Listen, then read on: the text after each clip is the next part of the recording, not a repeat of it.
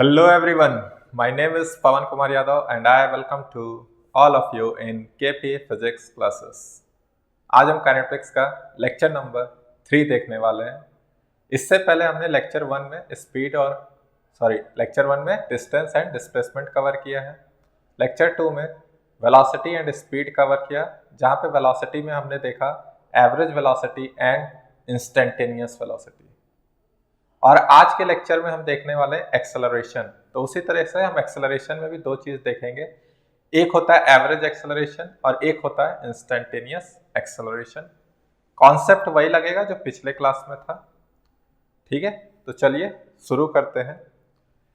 इससे पहले आप क्लास 9th में एक्सेलरेशन क्या पढ़ के आए हैं कि rate of change of velocity with respect to time पढ़ा है ना आपने। तो चलिए देखते हैं वापस से क्या है एक्सेलरेशन। ठीक है, तो एक्सेलरेशन में हम दो चीज देखने वाले हैं। क्या देखने वाले हैं? Average and instantaneous. ठीक, तो आइए एक्सेलरेशन फिगर बनाते हैं। किस में चेंज हो रहा है? वेलोसिटी में चेंज हो रहा है समय के साथ। तब हमें क्या देखने को मिल रहा है? एक्सेलरेशन। तो इधर आपका वेलोसिटी हो गया, इधर टाइम t हो गया। ठीक, एक कर्व ड्रॉ किए। अब इस कर्व पे हम दो पॉइंट देख रहे हैं, जैसे आपका ये A पॉइंट है और ये आपका B पॉइंट है। ठीक, तो यहां से हम देखते हैं जैसे कि इस टाइम t1 पे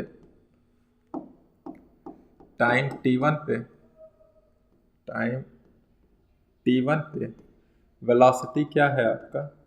मान लीजिए v इनिशियल था या v1 मान लेते हैं। टाइम t1 पे क्या है? v1। उसी तरीके से टाइम t2 पे क्या है? Velocity v2। टाइम t2 पे क्या है? Velocity v2। तो इतने टाइम इंटरवल में, कितने टाइम इंटरवल में? t2 minus t1 time interval में वेलोसिटी में कितना चेंज आया? तो वेलोसिटी में कितना चेंज आया? तो ये है v2 माइनस v1। समझ में आ रहा है?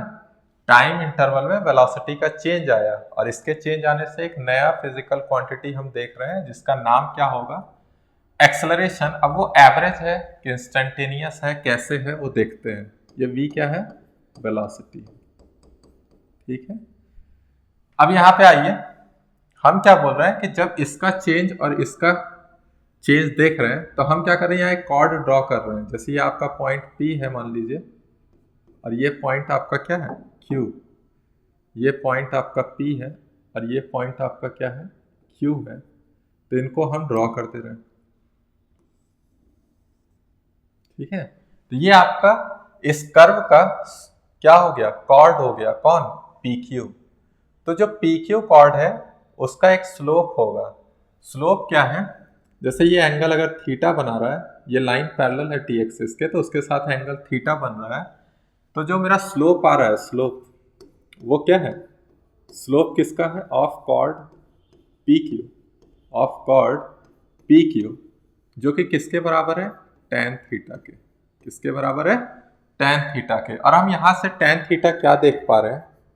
यहाँ से tan थीटा क्या देख पा रहे हैं? तो ये एक राइट एंगल ट्राइंगल है। जैसे ये PQR एक राइट एंगल ट्राइंगल है, तो tan थीटा हमको दिख रहा होगा v2 माइनस v1 और डिवाइड में क्या है? t2 minus t1। मतलब क्या है कि change in velocity with respect to change in time. ठीक है, change in velocity with respect to change in time. तो हम यहाँ पे बोल सकते हैं कि ये जो टर्म आ रहा है, वो टर्म है एवरेज एक्सेलरेशन। क्योंकि एक टाइम इंटरवल में है, तो टाइम इंटरवल ज्यादा है तो उसको हम देखते हैं एवरेज में। तो इस टर्म को हम डिनोट कर रहे हैं एवरेज एक्सेलरेशन। ठीक है, लिख दे रहे हैं पहले, ये है एवरेज एक्सेलरेशन। Average acceleration. तो एवरेज एक्सेलरेशन क्या होता है? चेंज इन वेलोसिटी, और उस वेलोसिटी को चेंज होने में कितना टाइम लग रहा है, टाइम टेकन। ठीक है, तो जो हमारा एवरेज एक्सेलरेशन है, इसको अगर वेक्टर के टर्म में देखें तो ऐसे डिनोट करेंगे। ठीक है, ये एवरेज का साइन होता है। तो हम बता पा रहे हैं कि ये जो है वो किसके बराबर है, वो किसके बराबर है, delta we vector by delta T. इसी को हम लोग बोल रहे हैं ये स्लोप है, स्लोप है, स्लोप किसका, ऑफ कॉर्ड पी क्यू। ठीक है, इसी तरह सिमिलर हम पढ़े थे किस केस में, एवरेज वेलोसिटी में देखे थे, वहां डिस्प्लेसमेंट बाय टाइम देखे थे के, और वहां पे भी स्लोप ऑफ क्या आया था, कॉर्ड ही आया था।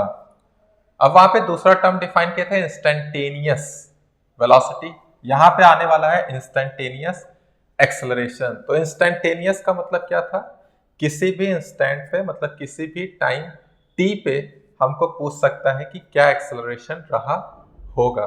तो उसके लिए हम क्या बोले थे, मान लीजिए इस क्यू पॉइंट को हमको क्लोज लाना है किसके, पी के। जैसे हम बोले थे कि ये स्लोप धीरे धीरे क्या होते जा रहा है, यहां से तो बढ़ते हुए जाएगा अगर पी की तरफ ला रहे हैं तो क्या होगा, जैसे कि देखिएगा ये क्यू पॉइंट यहाँ आ जाए मान लीजिए, तो स्लोप क्या हो जाएगा ये। उसी तरह से क्यू पॉइंट अगर यहाँ आ जाए तो स्लोप क्या देखने को मिलेगा, ये। तो स्लोप का वैल्यू धीरे धीरे क्या हो रहा है, बढ़ रहा है यहाँ पे।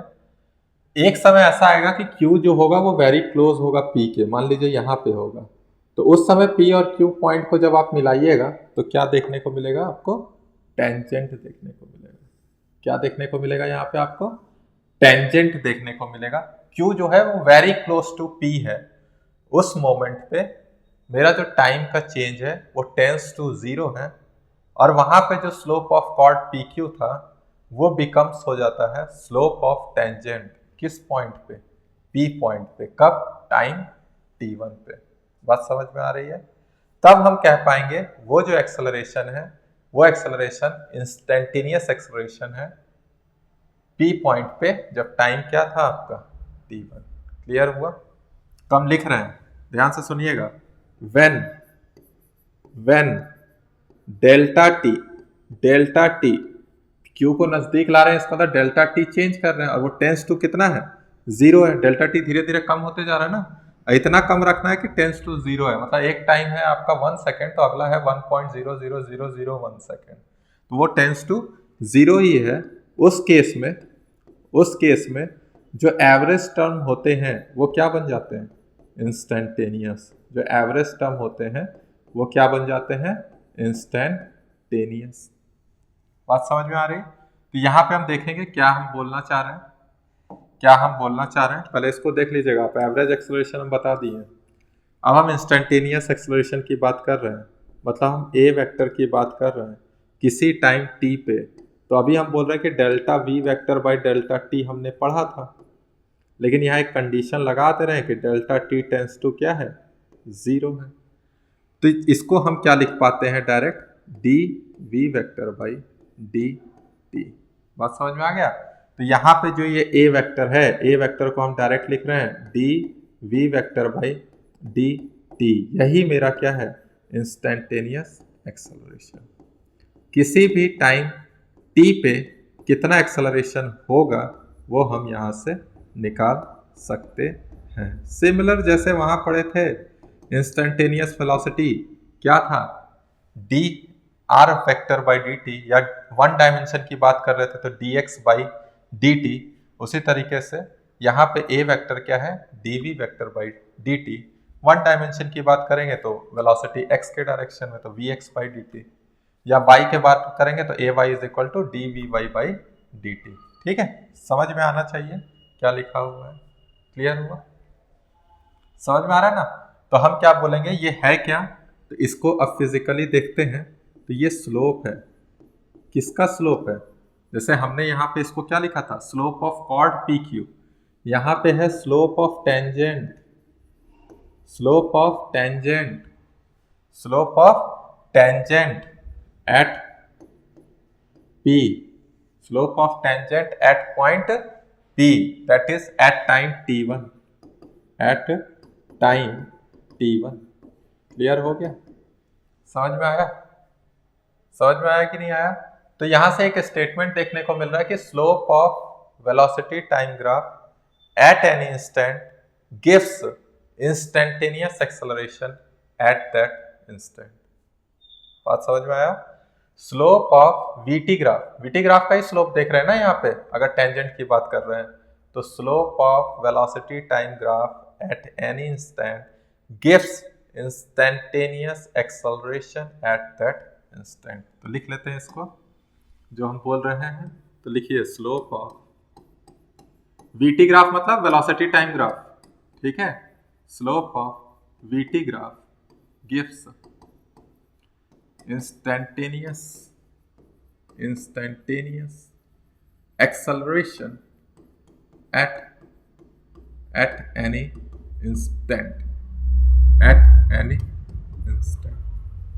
समझ आ रहा है? किसी भी टाइम टी पे उस इंस्टेंट पे जो भी स्लोप बन रहा है वो हमें बताएगा इंस्टेंटेनियस एक्सेलरेशन। फिगर बना देते हैं एक बार वापस से। जैसे यहाँ पे वेलोसिटी v, यहाँ टाइम t, और मान लीजिए आपका ऐसे बना हुआ है, तो इस पॉइंट पे अगर हमको पूछ रहा है जहाँ पे टाइम जो है वो t नॉट के बराबर है, टाइम जो है वो t नॉट के बराबर है, तो हमको पूछ रहा है कि एक्सेलरेशन बताइए t is equal to T naught पे। तो हम बोल देंगे कि ये जो एंगल बन रहा है, मान लीजिए ये एंगल यहाँ पे थीटा बन रहा है, तो यहाँ पे जो भी स्लोप आ रहा है वो क्या हो जाएगा, स्लोप यहाँ पे, इसका स्लोप का वैल्यू कितना हो जाएगा, tan थीटा। स्लोप का वैल्यू कितना हो जाएगा, tan थीटा। तो यही स्लोप किसको बता रहा है, एक्सेलरेशन को, जिसका वैल्यू क्या हो जाएगा, tan थीटा। बात समझ में आ गई? ठीक है, ठीक। अब देखिए हर जगह वेलोसिटी या एक्सेलरेशन लिखा होगा तो आप खुद समझ जाइएगा कि अगर सिर्फ वेलोसिटी लिखा है इसका मतलब वो किस तरह होगा, इंस्टेंटेनियस वेलोसिटी बता रहा होगा, या एक्सेलरेशन लिखा है तो इंस्टेंटेनियस एक्सेलरेशन। बाकी एवरेज वेलोसिटी और एवरेज एक्सेलरेशन के लिए वहाँ टर्म डिफाइन रहता है कि एवरेज है। बात समझ में आया? बाकी क्वेश्चन देखेंगे तो समझेंगे क्या बोल रहे हैं। तो ये लाइन आपको समझ में आनी चाहिए। हो गया? तो स्लोप का हम देख लिए। उसी तरीके से यहाँ पे एरिया को भी देखना पड़ेगा, हमें एरिया को भी क्या करना पड़ेगा, देखना पड़ेगा। तो चलिए देखते हैं।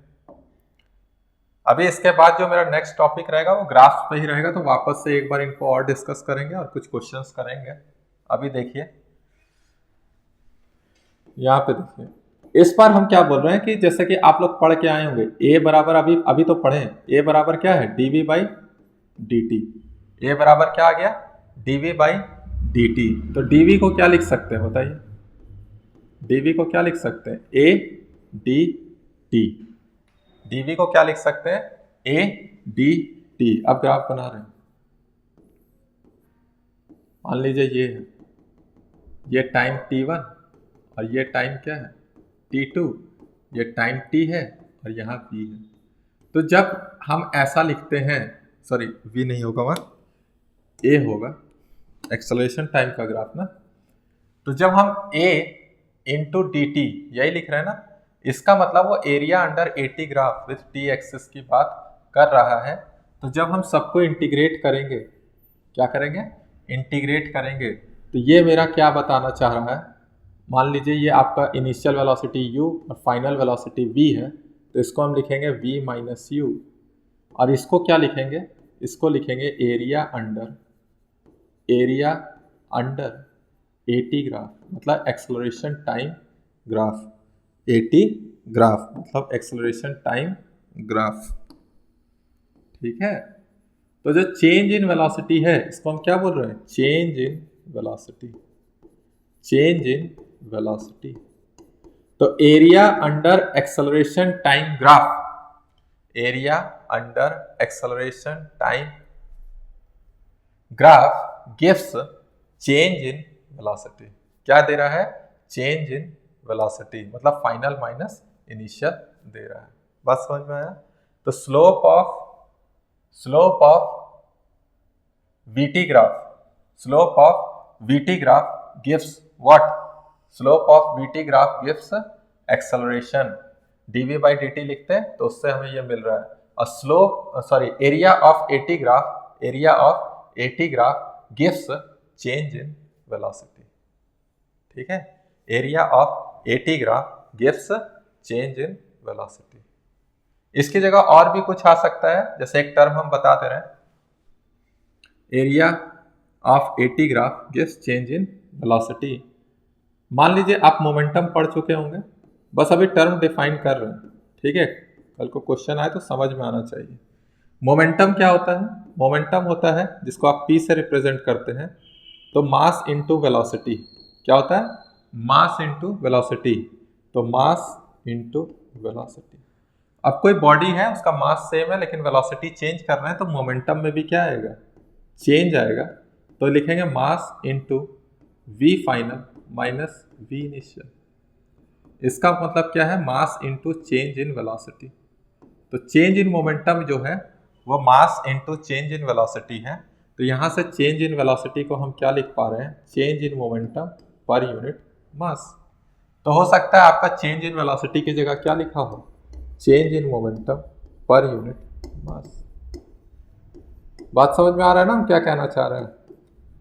कि सिर्फ चेंज इन वेलोसिटी नहीं समझना, अगर मोमेंटम के टर्म में दिया हो, मास दिया हो, तो उसके हिसाब से भी हम चीज़ों को समझ सकते हैं।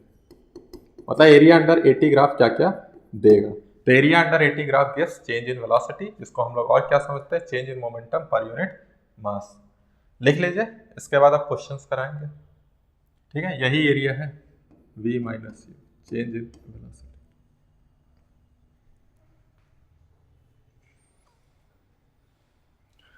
लिखिए,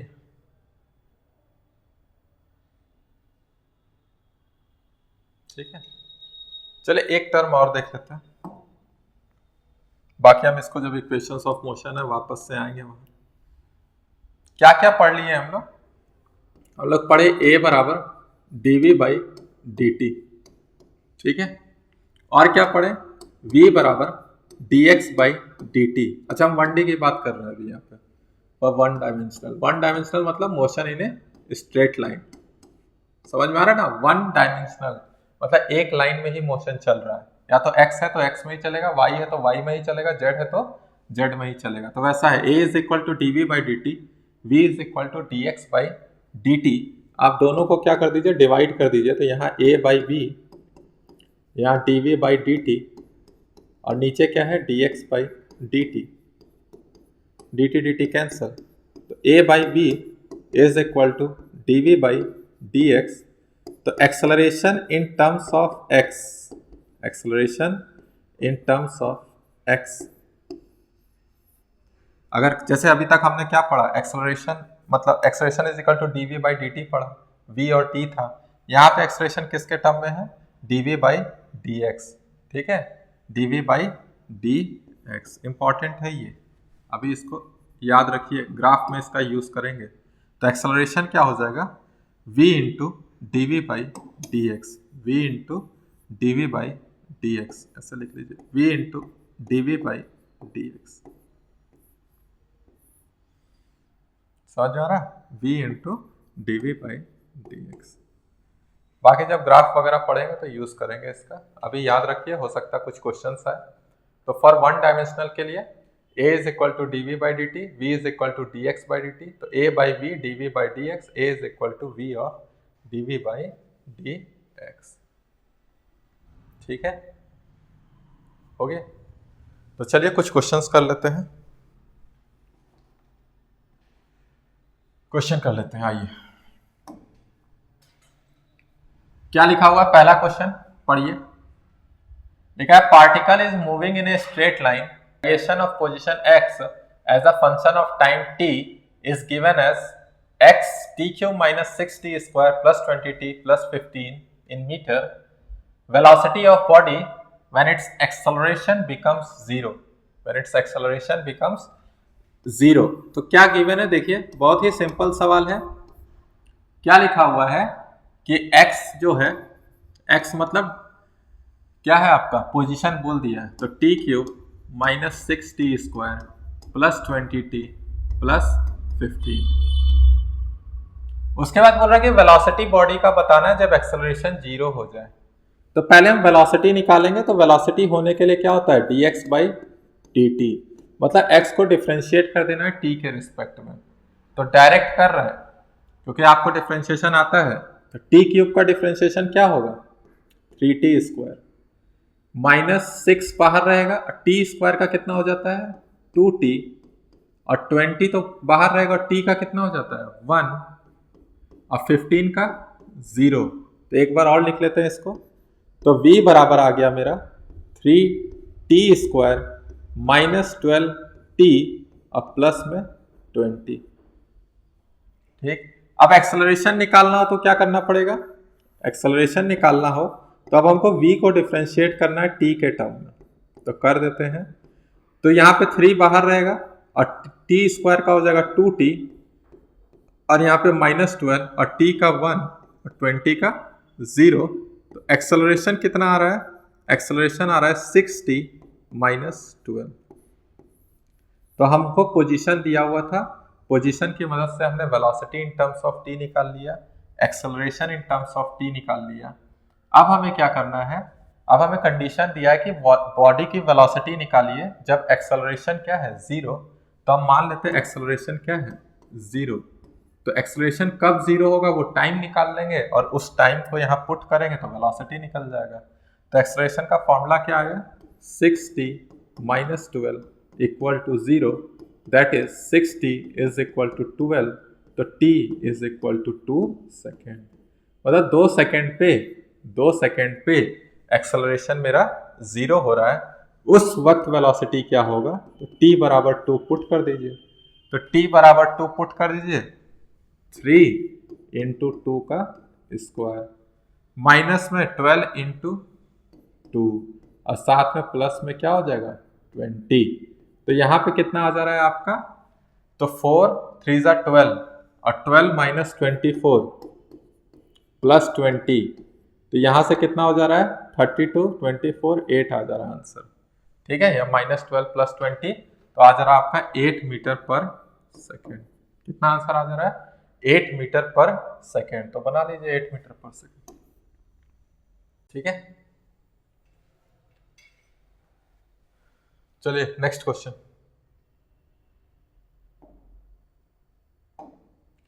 क्या है क्वेश्चन? देखिए, क्वेश्चन में लिखा हुआ है कि एक कार है, एक्सेलरेट कर रही है from rest at a constant rate alpha for some time, after which it decelerates at a constant rate beta to come to rest.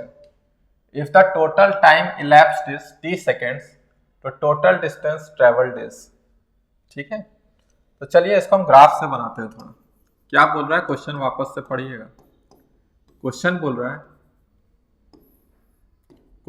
रहा है कि एक कार एक्सेलरेट कर रहा है रेस्ट से, मतलब अगर वेलोसिटी टाइम का ग्राफ बना रहे हैं, क्यों बना रहे हैं अभी आपको समझ में आ जाएगा। वेलोसिटी टाइम का ग्राफ हम बना रहे हैं और वो एक्सेलरेट कर रहा है रेस्ट से, मतलब यहां से चला होगा, वेलोसिटी 0 रहा होगा और कांस्टेंट रेट अल्फा है।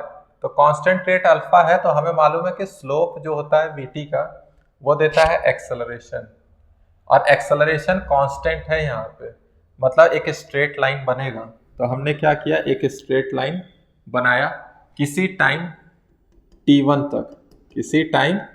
t1 तक, और उसमें जो आपका ये एक्सेलरेशन आ रहा है वो कितना है? एक्सेलरेशन यहाँ पे अल्फा है। एक्सेलरेशन कितना है? अल्फा है। बात समझ में आ रही है? यहाँ पे जो आपका एक्सेलरेशन है वो कितना है? अल्फा। उसके बाद देखते हैं, उसके बाद क्या बोल रहा है कि after which it decelerates at constant rate beta to come to rest, मतलब यहाँ तक वेलोसिटी मैक्सिमम आया, उसके बाद अब एक्सेलरेशन पीछे की साइड लग रहा है। बात समझ में आ रहा है? मतलब एक्सेलरेशन रिटार्डेशन में हो गया, जो कि डी एक्सेलरेट कर रहा है, और डी एक्सेलरेट कर रहा है इसका तो स्लोप क्या हो गया होगा? नेगेटिव। तो ये हो गया आपका नेगेटिव। ठीक है, ये हो गया आपका नेगेटिव। और इसका जो एक्सेलरेशन है वो रिटार्डेशन के फॉर्म में है, जिसका पॉजिटिव वैल्यू आपको क्या बता दे रहा है? बीटा। और इस पूरे को देखिए, लास्ट में रेस्ट पे आया है तो हमने क्या कर दिया? वेलोसिटी 0 कर दिया, मतलब यहाँ अल्फा से चला, यहाँ बीटा एक्सेलरेशन से, और टोटल टाइम जो उसको लग रहा है वो t सेकेंड लग रहा है, मतलब यहाँ से यहाँ का जो टाइम लगा वो कितना है? t। यहाँ से यहाँ का टाइम t। उसके बाद बोल रहा है कि टोटल डिस्टेंस कितना ट्रेवल किया है, टोटल डिस्टेंस कितना ट्रेवल किया है। तो हमको एक चीज और मालूम है कि area of VT graph gives displacement. तो यहाँ पे एरिया पॉजिटिव ही है, तो जो डिस्प्लेसमेंट होगा वही क्या होगा? डिस्टेंस, ओवरऑल पॉजिटिव नहीं, यहाँ ये भी पॉजिटिव ये भी पॉजिटिव, तब ओवरऑल पॉजिटिव है। तो हम क्या बोल रहे हैं कि जो डिस्प्लेसमेंट है वो डिस्टेंस ही रहेगा। समझ में? पूरा का पूरा पॉजिटिव रीजन में बना है, इसलिए जो डिस्टेंस है वही डिस्प्लेसमेंट रहेगा। तो हमको क्या करना है, इस एरिया को निकाल देना है। एरिया निकाल देंगे तो वही क्या हो जाएगा, डिस्टेंस हो जाएगा, मतलब ये एरिया निकालना। ठीक है, अब ये एरिया निकालने के लिए हमको क्या चाहिए होगा, बोलिए हमको क्या चाहिए होगा इस एरिया को निकालने के लिए? तो हमको टाइम तो पता है, ये हाइट पता चल जाए तो ये भी काम हो जाएगा। तो देखिए किस फॉर्म में दिया हुआ है, alpha beta, alpha plus beta पूरा यूज हुआ है। तो कैसे निकालेंगे, तो चलिए देखते हैं कैसे निकालेंगे।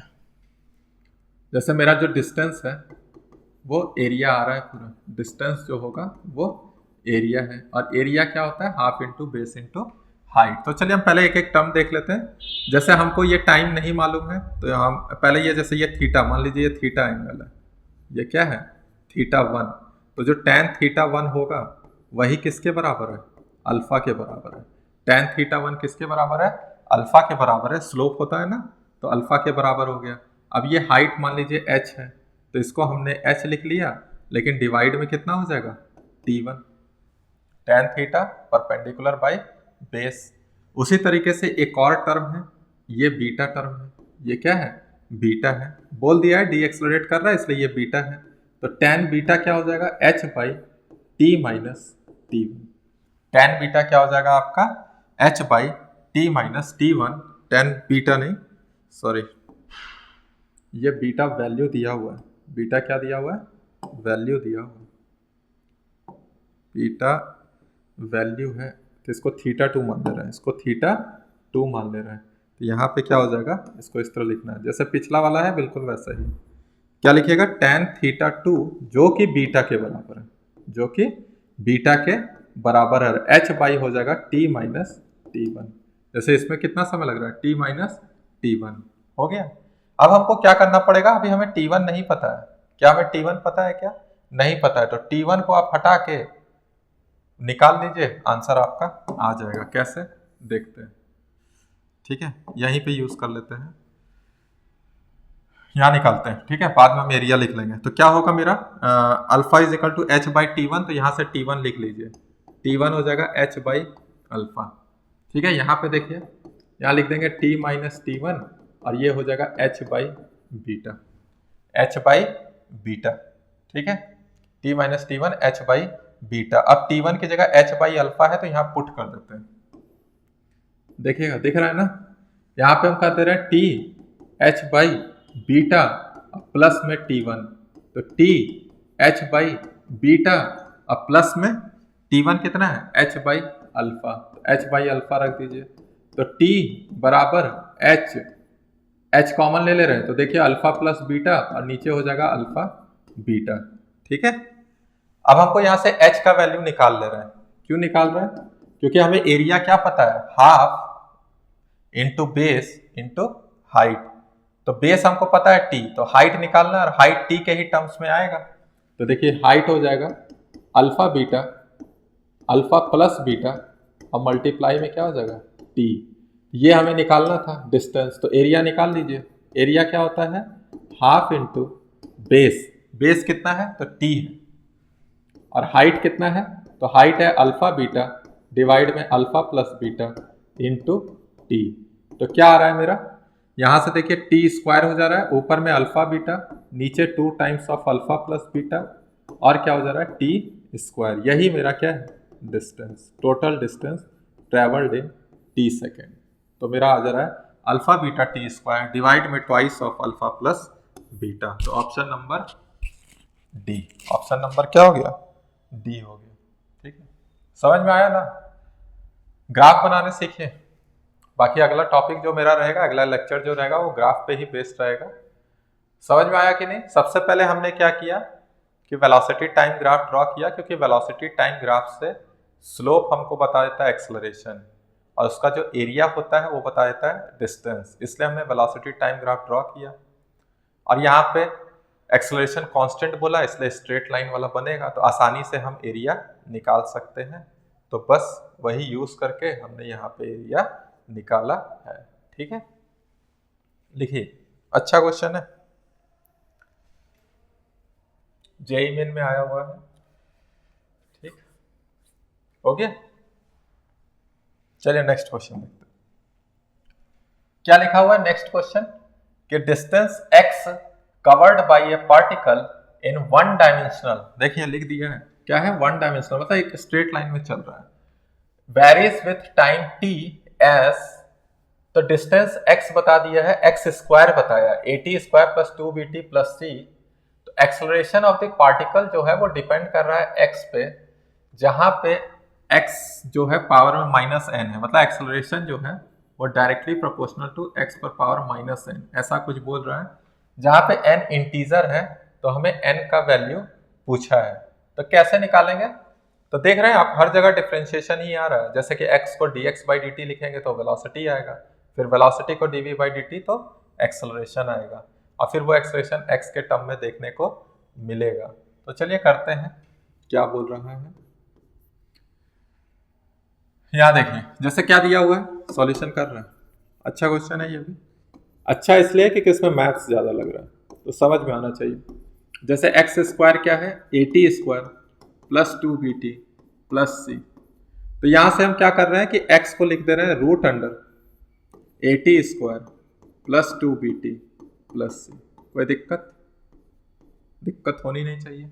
अब हमको वेलोसिटी पहले निकाल दे रहे हैं, जो कि होता है dx बाई dt, जो कि क्या होता है dx बाई dt, डिफ्रेंशिएट कर रहे हैं x को विथ रिस्पेक्ट टू t, तो अभी अंदर को भूल जाओ, चेन रूल है, अंदर भूल जाओ, बाहर में कौन सा फंक्शन है, रूट, रूट का होता है 1/2 रूट, तो लिखिए 1/2 रूट, तो क्या हो जाएगा at square plus 2bt plus c, समझ में आ रहा है, इनटू, अब अंदर वाले को करना होता है, तो a तो कांस्टेंट है, a बाहर, और t स्क्वायर का कितना हो जाएगा 2t, ठीक है, और फिर बाद में क्या होगा 2b बाहर, और t का हो जाएगा 1 और c का क्या हो जाएगा 0, तो हम डायरेक्ट लिखें। अब यहां से देखो 2 को कॉमन ले सकते हैं, तो 2 को कॉमन लेंगे तो क्या दिखेगा, 2 ऊपर में, नीचे भी 2 है, ऊपर में आ जाएगा at प्लस b, ध्यान से सुनिएगा पूरा, ऊपर में है at प्लस b, 2 बाहर आ गया, यहां भी 2 बाहर है, और ये जो है वो किसके बराबर है, x के, तो x लिख दीजिए, क्योंकि एक्सेलरेशन को हमको फाइनली x के टर्म में ही दिखाना है, और कैलकुलेशन जितना आसान रखिएगा उतना आसान होगा। तो ये 2 और 2 कैंसल, तो यहां से देखिए जो वेलोसिटी आ रहा है वो आ रहा है at प्लस b और डिवाइड में क्या है x, at प्लस b और डिवाइड में क्या है x, तो हमें क्या करना है, देखिए यहाँ पे at प्लस बी डिवाइड में हो गया मेरा x। अब हम क्या करेंगे, एक्सेलरेशन निकालेंगे, और एक्सेलरेशन होता है dv बाई dt, एक्सेलरेशन क्या होता है dv बाई dt। तो आपको नहीं लग रहा है कि ये फॉर्म कौन सा है, क्वोशिएंट रूल वाला, तो क्या इसका फॉर्मूला होता है, अभी हम t के रिस्पेक्ट में पूरे को कर रहे हैं, तो नीचे लिखेंगे x स्क्वायर, फॉर्मूला है v square u by v, तो v स्क्वायर, और यहाँ x रहेगा, फिर डिफरेंशिएशन किसका करेंगे, थोड़ा सा लिख दे रहे हैं, कहीं भूल गए होंगे आप, इसीलिए फिर भी प्रैक्टिस कीजिए, डायरेक्ट लिखना था मुझे, समझ में आ रहा है।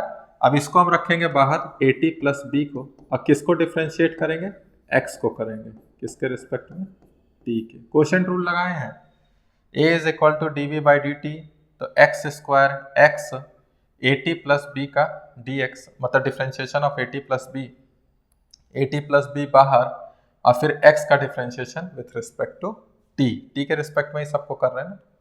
अब देखिएगा यहाँ पे, अब हो गया लगभग, यहाँ x है, लिखिए x, सॉरी यहाँ dx लिखा दिया है, यहाँ dt है, ये क्या है आपका dt है, differentiation with respect to t हो रहा है, t के रिस्पेक्ट में सारा है। तो अब यहाँ पे क्या है at प्लस b है, तो a t में एक बाहर हो जाएगा और t का 1 आ जाता है और b का 0, तो डायरेक्ट लिख रहे हैं यहाँ पे, ये क्या हो जाएगा a x इंटू a। अब यहाँ पे देखिए क्या है माइनस at प्लस b, और dx बाई dt क्या है, आप ऑलरेडी निकाल चुके हैं dx बाई dt, देखिए dx बाई dt यही तो है b, कितना है at प्लस b डिवाइड में x, तो at प्लस b और डिवाइड में क्या है x, और इधर नीचे क्या है x स्क्वायर। बात समझ में आ रही है? नीचे क्या है x स्क्वायर। देखिएगा अभी और आगे हम क्या कर रहे हैं, ये x जो है उसको एलसीएम ले रहे हैं, तो कैसा दिखेगा, जब आप x को एलसीएम लीजिएगा तो वो x नीचे आके मल्टीप्लाई हो जाएगा और हो जाएगा x क्यूब। क्या हो जाएगा x क्यूब, और ऊपर में ये x आएगा तो ax स्क्वायर। क्या हो जाएगा ax स्क्वायर। अच्छा हर जगह a आ जा रहा है, तो आप ऐसा कीजिए, एक्सेलरेशन को यहाँ a डैश मान लीजिए, यहाँ पे भी a डैश लिख दे रहे हैं। ये एक्सेलरेशन है, a डैश मेरा क्या है एक्सेलरेशन, और वो जो a है वो कोई कांस्टेंट टर्म है जो कि दिया हुआ है।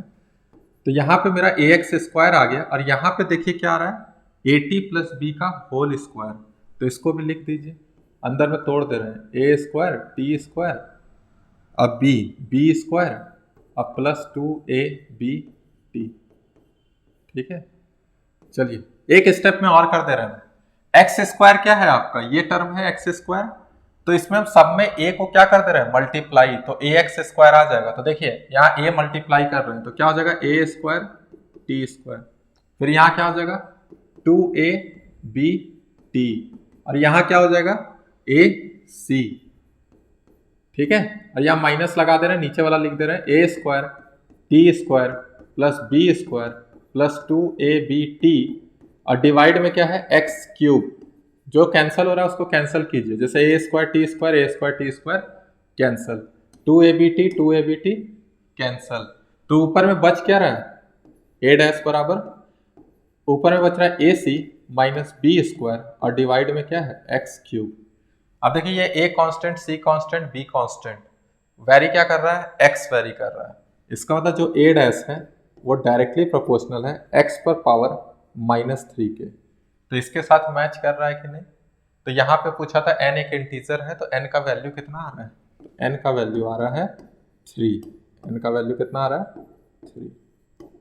तो यही है, इसमें मैथ्स यूज हुआ और कुछ नहीं, डिफरेंशिएशन पूरा लगाए हैं बढ़िया से, तो कर लीजिए।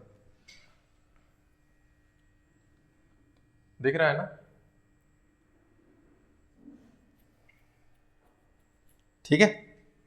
चलिए नेक्स्ट क्वेश्चन देखते हैं।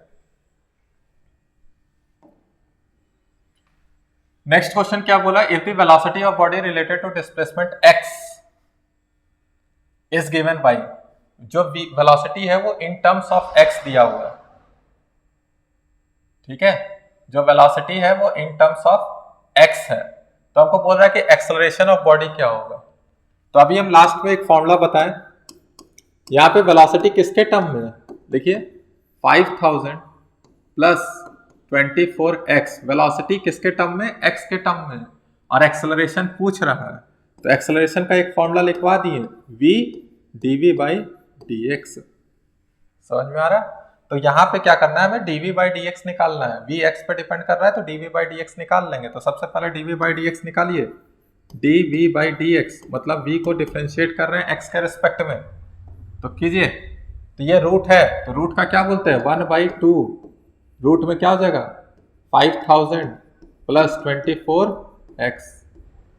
अब अंदर में क्या करना है, हमें अंदर वाले को करना है, तो 5000 का कितना हो जाएगा 0 और 24x का x का 1, तो सिर्फ बचेगा 24।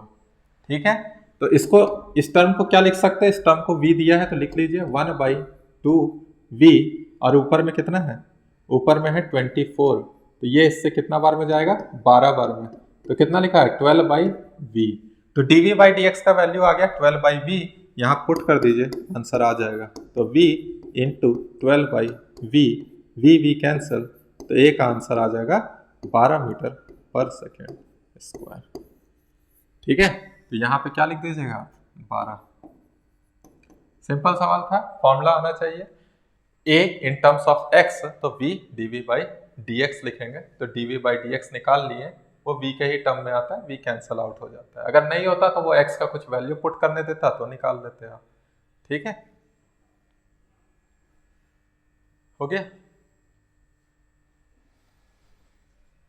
चलिए एक ऐसा ही क्वेश्चन आएगा, अभी ग्राफ वगैरह में भी हम देखेंगे वहां पे भी, समझ में आएगा वहां पे। चलिए, ये क्वेश्चन अच्छा है, जो अभी तक क्लियर नहीं होगा हो सकता है यहाँ पे आपको सब समझ में आ जाए।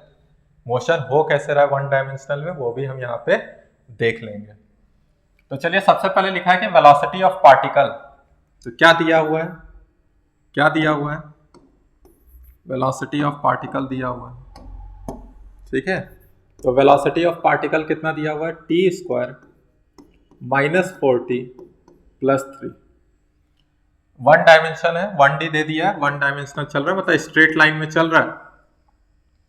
उसके बाद बोल रहा है कि गिवन एट t = 0 पे, जब टाइम 0 है तो पोजीशन क्या दे दिया है, 0 दे दिया है। जब टाइम 0 है तो पोजीशन क्या दे दिया है, 0। मतलब डिस्प्लेसमेंट भी यहाँ पे क्या है, जो पोजीशन का ग्राफ बनने वाला हो वही डिस्प्लेसमेंट का भी बनेगा, क्योंकि ओरिजिन से स्टार्ट हो रहा है। अब सबसे पहले हमको देखिए यहाँ निकालना क्या क्या है, डिस्टेंस निकालना है, डिस्प्लेसमेंट 5 सेकंड में, एवरेज वेलोसिटी निकालना है 5 सेकंड में, तो डिस्प्लेसमेंट बाय टाइम कर देंगे, हो जाएगा। एवरेज एक्सेलरेशन, तो वेलोसिटी में कितना चेंज आया, ठीक है, v5 - v0 डिवाइड में टोटल टाइम। तो हम ये सब निकालते हैं। तो चलिए देखते हैं कैसे क्या करेंगे। जैसे वेलोसिटी t के टर्म में दे दिया है, तो सबसे पहले यहाँ पे हम x निकालते हैं। ठीक है, सबसे पहले क्या निकालेंगे, x निकालेंगे, पोजीशन टाइम पे कैसे डिपेंड कर रहा है। तो क्या कीजिएगा बताइए। ठीक है, तो v को क्या लिख सकते हैं आप लोग बताइए, dx/dt। v को क्या लिख सकते हैं, dx/dt, और v कितना दिया हुआ है, t² -4t + 3। अब क्या कीजिएगा, तो t को उधर ले जाइए, तो t² -4t + 3, और यहाँ क्या हो गया, dt। ठीक है, अब हम क्या करेंगे, अब करेंगे इंटीग्रेशन। समझ में आ रहा है ना। अगर वेलोसिटी से एक्सेलरेशन निकालना था तो हमने किया था डिफरेंशिएट वेलोसिटी को। अब वेलोसिटी से पोजीशन निकालना है तो हमको इंटीग्रेशन की मदद लेनी पड़ेगी। तो dx, अब यहाँ पे कंडीशन दिया हुआ है कि जब टाइम 0 है तो पोजीशन भी 0 है, और किसी टाइम t पे पोजीशन x होगा, तो x in terms of t आ जाएगा। तो इसको निकालने के लिए यहाँ dx को क्या लिखते हैं आप, x लिखते हैं, और ये x से 0। ठीक है, एक एक करके सब लिख ही देते हैं। t² का हो जाएगा t³ / 3, आना चाहिए आपको इंटीग्रेशन, नहीं तो बेसिक मैथ्स के लेक्चर में है, देखिए। -4 और t का हो जाता है t²/2, और यहाँ +3t। ठीक है, +3t, और कहाँ से कहाँ वेरी कर रहा है, 0 से t। वैल्यू पुट कीजिए, वैल्यू पुट करने पे क्या आएगा, इधर तो x - 0 x हो जाएगा, और यहाँ भी डायरेक्ट आ जाएगा, 0 वाला सब 0 हो जाएगा, तो आ जाएगा t³ / 3 -2t², और क्या आ जा रहा है, 2t² + 3t। तो ये मेरा आ गया x in terms of t, x in terms of t। तो हम सारा आंसर निकाल ले रहे हैं। ठीक है, आंसर निकालने के बाद इसको हम फिजिकली भी समझेंगे, मतलब समझेंगे कि एक्चुअल में हो कैसे रहा है, क्या मोशन कर रहा है, क्या नहीं कर रहा है। पहले हम आंसर निकाल लेते हैं। तो सबसे पहले आंसर क्या बोल रहा है, distance and displacement in 5 second. ठीक है, तो distance and displacement in 5 second, तो लग रहा है साथ ही साथ सब कुछ हो जाएगा। तो पहले डिस्प्लेसमेंट निकालना सीखते हैं। तो जब t 0 है तो x भी क्या है, 0 है। जब t 0 है तो x भी क्या है, 0। अब t = 5 पे, जब t = 5 है तो x कितना हो जाएगा, t = 5 पे पुट कर दीजिए, 5³/3, सही है ना, 5³/3 -2 × 5² + 3 × 5। तो कीजिए कैलकुलेशन, 125/3 है, और ये 25 दूनी 50, 150 हो जाएगा, -25/3, और वहाँ पे 15 है, तो 15 × 3 = 75, 75 - 25, 50/3। देख लीजिए एक बार कैलकुलेशन, ये आपका 15 है, यहाँ पे 50 है, तो 35 हो जाएगा, 35 दिए 25 दूनी 50 हो गया, 5 दिए 15 हो गया, तो यहाँ हो गया -35, 35 दिए 105, और इधर कितना है आपका 5 पचे 25, बचे 125। कुछ गलत आ रहा है क्या? लिख लेते हैं एक बार। 125/3 माइनस यहाँ पे क्या आ जाएगा 50 और यहाँ क्या आ जाएगा 15। तो इसको जब सॉल्व किए तो क्या आ जा रहा है आपका 150। तो -25/3 और यहाँ क्या आ जा रहा है 15। तो 15 3 75, 75 में से 25 गया 50। ठीक तो आ रहा है 50/3। सही है, ठीक है। ये हो गया 50/3। तो यहां से हम डिस्प्लेसमेंट निकाल सकते हैं। तो डिस्प्लेसमेंट कितना हुआ, 0 से 50/3 गया है, तो डिस्प्लेसमेंट भी क्या हो जाएगा 50/3। लेकिन अभी हमको क्या निकालना है, अभी हम लिख देंगे क्या निकालना है, डिस्टेंस। क्या निकालना है, डिस्टेंस। तो डिस्टेंस कैसे निकालेंगे, निकाल पाएंगे क्या, फॉर्मूला से डिस्टेंस निकाल सकते हैं क्या, नहीं। तो इसके लिए हमें देखना पड़ेगा कि क्या ये जो वन डायमेंशनल मोशन हुआ है एक स्ट्रेट लाइन में ही चलते जा रहा है। अगर एक स्ट्रेट लाइन में ही चलते जाएगा तो आंसर यही हो जाएगा। लेकिन मानिए वही स्ट्रेट लाइन में मतलब सीधा चलते जा रहा है विदाउट टेकिंग एनी टर्न, लेकिन मानिए गया फिर टर्न लेके वापस आ गया, फिर टर्न ले लिया, तो हम नहीं बता सकते ना कि डिस्टेंस कितना है इस फॉर्मूले से। तो उसके लिए हमको फिगर बनाना पड़ेगा। तो देखते हैं क्या बोल रहे हैं। उसके लिए हमको वेलोसिटी पहले चेक कर लेते हैं कि वेलोसिटी कहाँ कहाँ जीरो हो रही है। जहां जहां वेलोसिटी जीरो हो रहा होगा उस मोमेंट पे पार्टिकल टर्न कर रहा होगा, उस मोमेंट पे पार्टिकल क्या कर रहा होगा, टर्न कर रहा होगा। तो देखिए फॉर वेलोसिटी जीरो, तो वेलोसिटी कहाँ कहाँ जीरो हो रहा है, ध्यान से देखिए। t² - 40 + 3, t² - 40 + 3 = 0। तो इसको आप क्या लिख लीजिएगा, t² - 3t - t + 3 = 0। डायरेक्ट लिख दे रहे हैं t - 3 और t - 1। ठीक है, देख लीजिए -3t - t - 4t और +3, मतलब दो टाइम है। एक टाइम है 1 सेकेंड और दूसरा टाइम है कितना, 3 सेकेंड।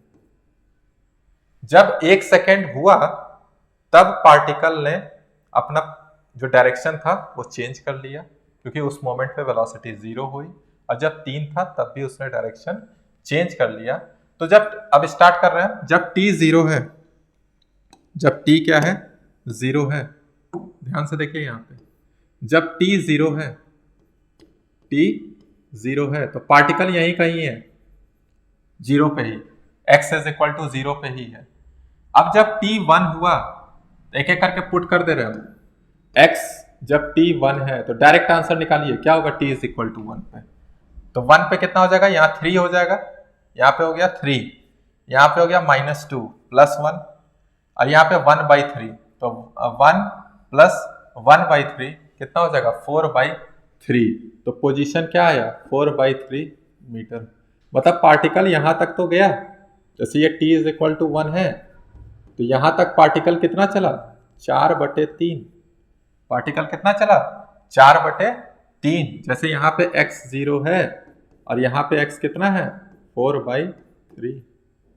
क्लियर हुआ, पार्टिकल कितना चला, 4/3। अब क्या है, पार्टिकल यहां चला तो ऐसे, लेकिन यहां से उसने पलटी मार दिया, मतलब टर्न ले लिया, क्योंकि इस मोमेंट पे आके वेलोसिटी हो गई जीरो।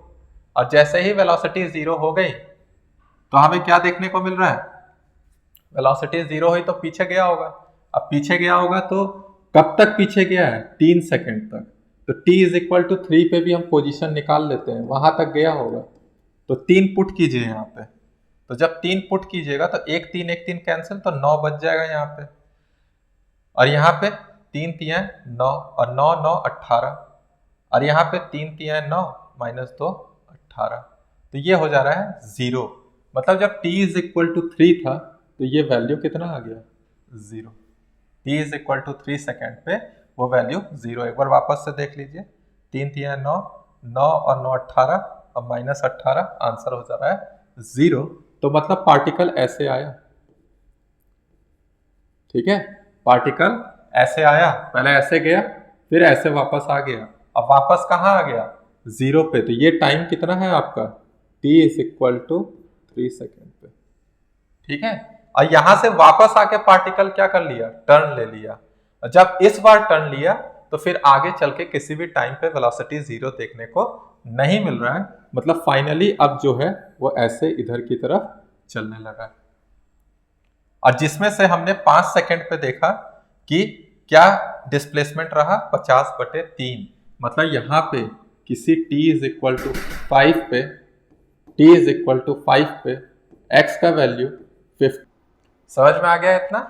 तो हम यहाँ पे क्या कह सकते हैं कि जैसे मेरा displacement t is equal to 0 से t इज इक्वल टू 5 जो कि डायरेक्ट दिख रहा था 50/3 मीटर, लेकिन डिस्टेंस कितना है, डिस्टेंस कितना है? तो देखिए यहां से हम डायरेक्ट लिख रहे हैं डिस्टेंस और डिस्प्लेसमेंट। तो डिस्प्लेसमेंट तो आपको सबको नजर आ रहा होगा कि 5 सेकंड में कितना डिस्प्लेसमेंट हुआ, तो 5 सेकंड में डिस्प्लेसमेंट हुआ 50/3 मीटर।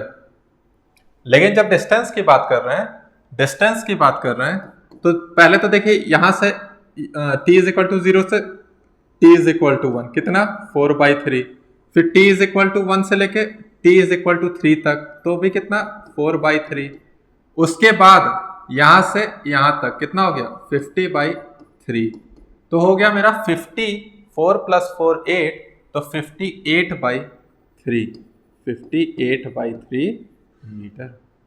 समझ में आ गया 58/3 मीटर। तो ये मेरा डिस्टेंस है और सेकंड वाला मेरा क्या हो गया डिस्प्लेसमेंट। बात समझ में आया? ये चीज क्लियर हुआ?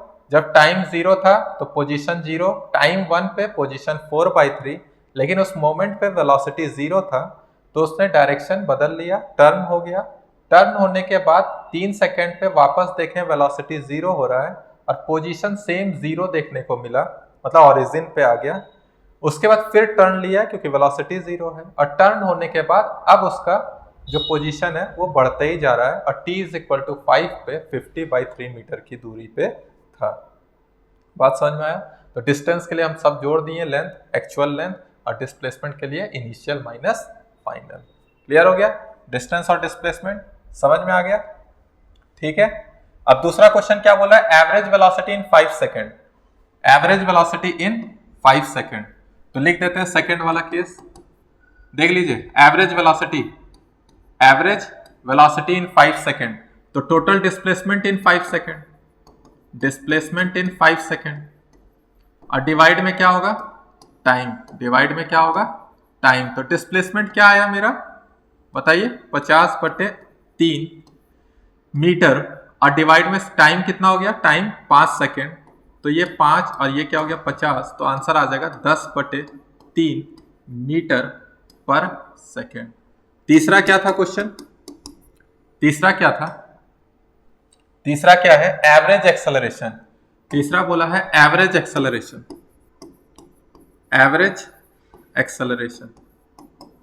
ठीक है। एवरेज एक्सेलरेशन पूछा है, तो इसके लिए हम क्या जानेंगे, एवरेज एक्सेलरेशन मतलब क्या, t इज इक्वल टू 0 से t इज इक्वल टू 5 तक वेलोसिटी में कितना चेंज आया, मतलब वेलोसिटी जब t इज इक्वल टू 5 है माइनस वेलोसिटी जब t इज इक्वल टू 0 है, और डिवाइड में टोटल कितना टाइम लग रहा है 5 सेकेंड लग रहा है। तो यहां से हम देख पाएंगे v का क्या फॉर्मूला था, सबको बताइए, t² - 4t + 3। तो हम यहाँ पे जब t 0 है तो पुट कर दीजिए 0 0 0, और यहाँ पे आ जाएगा 3 मीटर पर सेकेंड। जब t बराबर कितना हो जाएगा, t बराबर हो जाएगा 5, तो पुट कीजिए 5² - 4 × 5 + 3, तो ये 25 है, ये 20 है, तो 5 + 3 कितना हो गया 8, तो ये हो गया 8 मीटर पर सेकेंड। तो हम यहां से क्या करेंगे, जब t इज इक्वल टू 5 है तो 8, t इज इक्वल टू 0 है तो 3, और डिवाइड में 5 हो जाएगा, तो 8 - 3 5 divide by 5 is equal to 1 metre पर सेकेंड स्क्वायर। समझ में आ गया? क्या हो गया मेरा average acceleration in 5 second 1 metre पर सेकेंड स्क्वायर। क्लियर हो गया? समझ में आ गया क्वेश्चन? ठीक है। मोशन कैसे कर रहा है ये समझ में आया?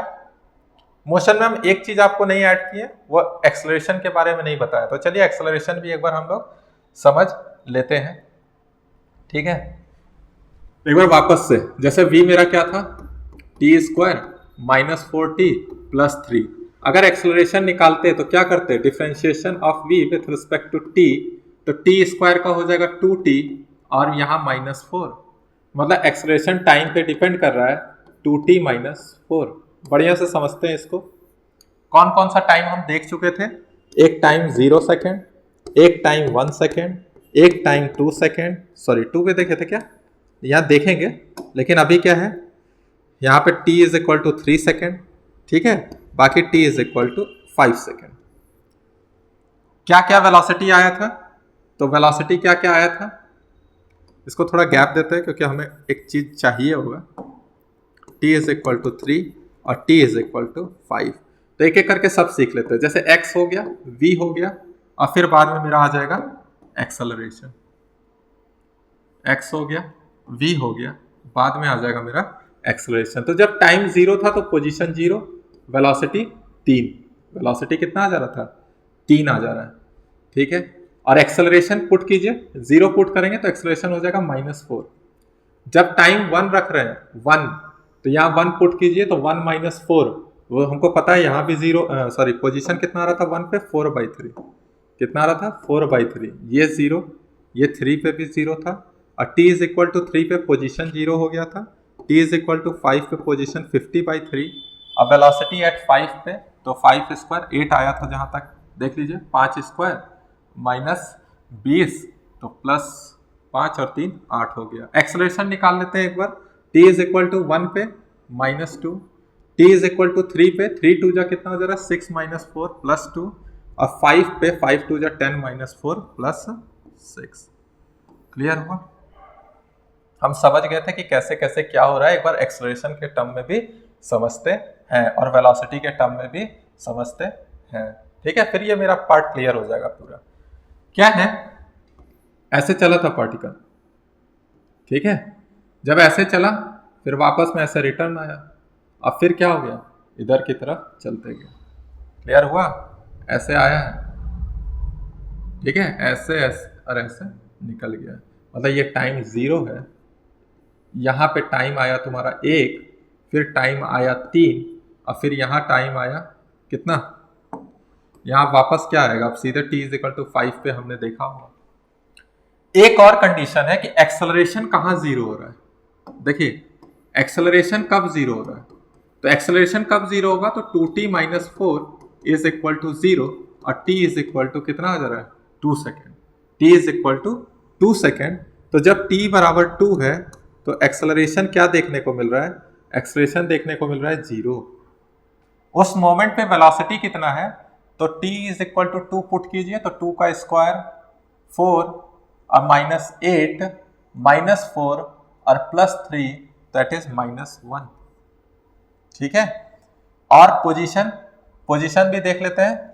पोजीशन का क्या फॉर्मूला था, वहां पे हम लोग 2 पुट कर देते हैं, ठीक है। पोजीशन में कहाँ चला गया, यहाँ पे 2 पुट कर दीजिए। पोजीशन ये है, तो 2 का क्यूब बाई 3, यहाँ 3 2 जा 6 और 2 स्क्वायर ये 8 हो जाएगा, -8 + 6 -2, क्या है -2, और यहाँ पे 2 का क्यूब बाई 3, दैट इज 8/3, 3 2 जा 6, तो यहाँ से आ जाएगा 2/3, ठीक है, 2/3 आ गया। तो यहाँ पे लिख दे रहे हैं हम, कितना है 2/3, यहाँ पे आ जा रहा है 2/3। अब ध्यान से सुनिएगा, एक्सेलरेशन हम देखते जाते हैं हर टाइम पे। जब टाइम 0 था तो एक्सेलरेशन किधर था, ध्यान दीजिएगा, यहाँ पे एक्सेलरेशन इस साइड है, लेकिन वेलोसिटी क्या है उस समय, इस साइड, मतलब प्लस में है। वेलोसिटी प्लस में, एक्सेलरेशन माइनस में। कॉन्सेप्ट आएगा यहाँ से, वेलोसिटी प्लस में, एक्सेलरेशन माइनस में, मतलब जिधर वेलोसिटी, जिधर मोशन हो रहा है उसके अपोजिट एक्सेलरेशन है, मतलब बॉडी आगे जाके क्या करेगी, रुकेगी। बॉडी आगे जाके क्या होगी, रुकेगी। तो देखिए कहाँ तक रुकी है, जब t इज इक्वल टू 1 हुआ तो वेलोसिटी क्या हो गया 0, लेकिन उस समय एक्सेलरेशन क्या लग रहा है, एक्सेलरेशन अभी भी क्या लग रहा है -2, भले कम हो गया वैल्यू लेकिन लग रहा है ना, एक्सेलरेशन अभी भी कहाँ लग रहा है, पीछे की ही तरफ लग रहा है। लेकिन इस मोमेंट पे आके बॉडी रेस्ट पे आ गई है, लेकिन उस पे एक्सेलरेशन तो काम कर रहा है। अब जिस डायरेक्शन में एक्सेलरेशन है, मोशन भी उसी डायरेक्शन में हो जाएगा। तो मोशन किधर होगा बताइए, तो मोशन नेगेटिव में चलेगा, और नेगेटिव में चलेगा तो देखिए यहाँ पे नेगेटिव में चलने के बाद जहां 4/3 था वैल्यू अब घटने लगा। ठीक है, देखते हैं एक्सेलरेशन जीरो कहाँ है। एक्सेलरेशन जीरो कहाँ है, तो एक्सेलरेशन अब कहीं जैसे यहां से -4 से -2 हुआ, लेकिन बीच में आके जैसे ये टाइम है, ये टाइम है, कौन सा टाइम है, येलो से जो दिखा रहा है, ये टाइम आपका 2 सेकेंड है, ये टाइम आपका क्या है 2 सेकेंड है। तो इस टाइम पे एक्सेलरेशन का वैल्यू क्या हो गया, जीरो। इस टाइम पे एक्सेलरेशन का वैल्यू क्या हो गया, जीरो। लेकिन जब ये मोमेंट पे यहां से आ रहा था तो इसके पास एक वेलोसिटी जनरेट हो चुकी है ना, वेलोसिटी आई, तो वेलोसिटी की वजह से वो आगे की तरफ क्या हो गया है, बढ़ते जा रहा है। अब बढ़ते बढ़ते हमने टी पे 3 पे देखा था कि वेलोसिटी क्या है, जीरो, मतलब वहां पे टर्न ले रही है। इसका मतलब क्या है कि यहां तक तो वेलोसिटी बढ़ा, लेकिन यहां से वेलोसिटी क्या हो गया, घट गया। ध्यान से सुनिएगा, t इज इक्वल टू 2 से t इज इक्वल टू 3 तक वेलोसिटी फिर घट के जीरो हुआ। इसका मतलब एक्सेलरेशन पीछे की तरफ लग रहा होगा। तो हम t इज इक्वल टू 3 पे चेक करते हैं कि एक्सेलरेशन किस साइड था, तो 3 पे चेक कीजिए, एक्सेलरेशन क्या है, +2। मतलब इस मोमेंट पे, इस मोमेंट पे, इस मोमेंट पे हमारा एक्सेलरेशन किधर आ गया, इस डायरेक्शन में, पॉजिटिव में, और यहाँ वेलोसिटी क्या है, जीरो। अब ना ही कभी एक्सेलरेशन आपका क्या होगा, नेगेटिव, एक्सेलरेशन हमेशा इधर, वेलोसिटी भी हमेशा क्या होगा, इधर की तरफ बढ़ते ही जाएगा। तो वही है, वेलोसिटी भी पॉजिटिव, सॉरी एक्सेलरेशन भी पॉजिटिव और वेलोसिटी भी क्या होते जा रहा है, पॉजिटिव। समझ में आया क्यों रुक रहा है, कब रुकता है, ये चीज क्लियर हुआ। ये चीज हम लिख दे रहे हैं अभी, ध्यान से देखिएगा। जैसे वेलोसिटी और इधर अपोजिट में एक्सेलरेशन, या ऐसा बोल दीजिए इधर वेलोसिटी और इसके अपोजिट में एक्सेलरेशन, ये दोनों ही केस कौन सा है, रिटार्डेशन का। दोनों ही केस कौन सा है, रिटार्डेशन का, मतलब आगे जाके पार्टिकल रेस्ट पे आएगा, ये कहने का मतलब है। और अगर दोनों का डायरेक्शन सेम है, वेलोसिटी और एक्सेलरेशन, चाहे तो अपोजिट में वेलोसिटी और एक्सेलरेशन, ये दोनों ही का मतलब क्या है, ये दोनों का ही मतलब है एक्सेलरेशन, एक्सेलरेट कर रहा है, कोई दिक्कत नहीं है, पॉजिटिव एक्सेलरेशन। ठीक है, मतलब वेलोसिटी को बढ़ाते ही जाएगा, यहाँ वेलोसिटी को कम करते जा रहा है, वहां वेलोसिटी को क्या करते जा रहा है, बढ़ाते जा रहा है। तो अगर आपको ये चीज समझ में आ गया होगा तो अच्छी बात है। ठीक है, कर लीजिए। यहां पे मेन था t इज इक्वल टू 2 पे, t इज इक्वल टू 1 से 0 था, एक्सेलरेशन इधर था, तो वेलोसिटी इसको बढ़ाया। जैसे ही t is equal to 2 cross किए, एक्सेलरेशन ने अपना डायरेक्शन चेंज कर दिया, लेकिन वेलोसिटी अभी भी नेगेटिव तरफ है, इसलिए वेलोसिटी आगे जाके जीरो होगी, और एक्सेलरेशन तो अब पॉजिटिव हो चुका है, नेगेटिव वो हो नहीं सकता। तो वापस से फिर वेलोसिटी जो है वो एक्सेलरेशन के डायरेक्शन में ही देखने को मिल रहा है, तो आसानी से फिर आगे की तरफ क्या करते जाएगा, वो बढ़ते जाएगा। तो समझ में आया मोशन आपको, ठीक है, ये केस लिख लीजिएगा।